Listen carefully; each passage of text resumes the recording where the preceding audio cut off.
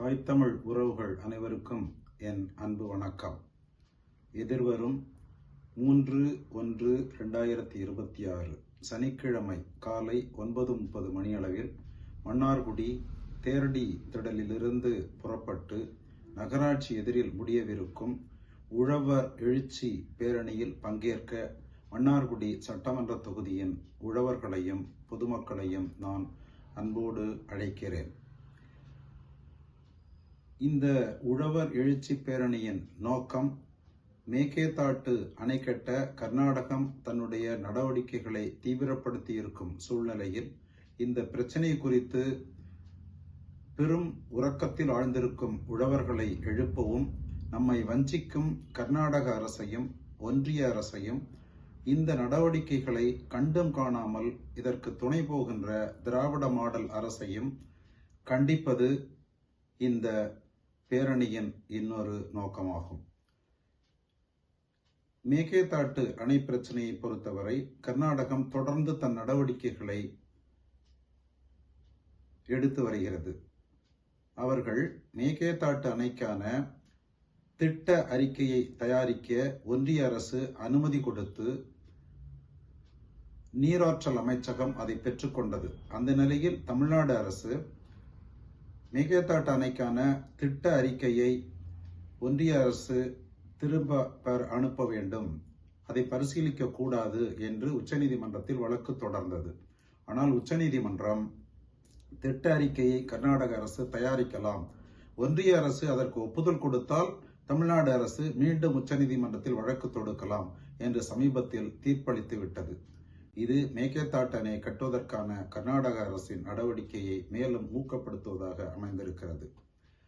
இதை நாம் தடுக்கவில்லை என்றால் ஒரு சொட்டு நீர் கூட காவிரியில் வராது. இப்போது வெள்ளக்காலங்களில் தான் நமக்கு அணை நிரம்பிய பிறகுதான் நீரை கொடுக்கிறார்கள், அதுவும் தடைப்பட்டு போகும். எனவே இதை தடுத்து நிறுத்த வேண்டிய கட்டாயத்தில் இருக்கிறோம். ஏனென்றால் தமிழ்நாட்டின் 12 மாவட்டங்களின் வேளாண்மைக்கும் 22 மாவட்டங்களின் குடிநீருக்கும் காவிரி தான் ஆதாரமாக இருக்கிறது.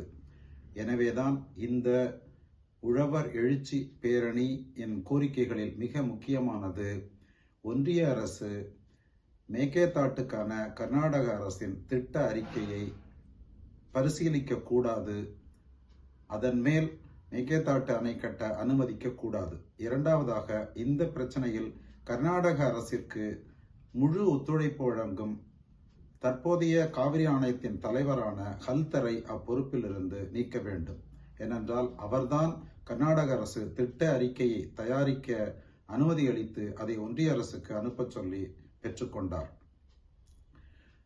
இந்த காவிரி நடுவர் மன்றம் தனது தீர்ப்பில் பக்ரா நாங்கல் அணை திட்டத்திற்கு சமமான ஒரு ஆணையத்தை அமைக்க வேண்டும் என்று சொல்லியிருந்தது.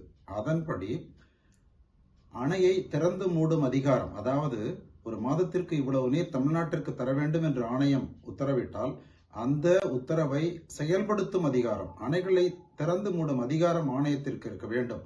ஆனால் பாஜக ஒன்றிய அரசு அமைத்த இந்த காவிரி மேலாண்மை ஆணையத்திற்கு அந்த அதிகாரம் இல்லை.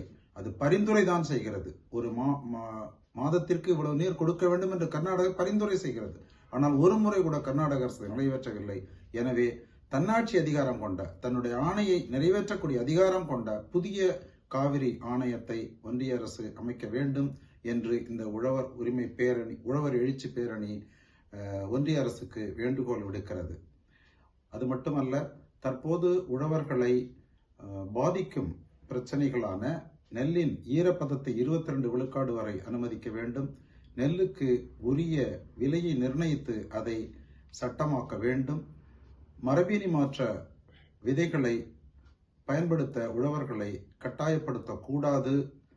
அதே போல உழவர்களின் உரிமை மின்சாரத்தை பாதிக்கும் மின்சார திருத்தச் சட்ட முன்வரைவு 2025 மைய அரசு திரும்ப பெற வேண்டும். தமிழ்நாடு அரசு இயற்கை வேளாண் பேரறிஞர் மீத்தேன் திட்டத்தை எதிர்த்து களம் கண்டு காவிரி படுகையை காப்பாற்றிய ஐயா நம்மாழ்வார் அவர்களுக்கு ஒரு நினைவு மண்டபமும் திருவுருவச் சிலையும் தஞ்சாவூரில் அமைக்க வேண்டும் போன்ற கோரிக்கைகளையும் இந்த உழவர் எழுச்சி பேரணி முன்வைக்கிறது. எனவே இந்த கோரிக்கைகளை வலியுறுத்தும் வகையில் நடைபெறும் காவிரி உரிமை மீட்பு குழு நடத்துகின்ற இந்த உழவர் எழுச்சி பேரணி வெற்றியடைய மன்னார்குடி சட்டமன்ற தொகுதியைச் சார்ந்த உழவர்களும் பொதுமக்களும் நாம் தமிழர் கட்சியினரும் இதில் பங்கேற்க வேண்டும் என்று நான் அன்பு வேண்டுகோள் விடுக்கிறேன். நன்றி, வணக்கம்.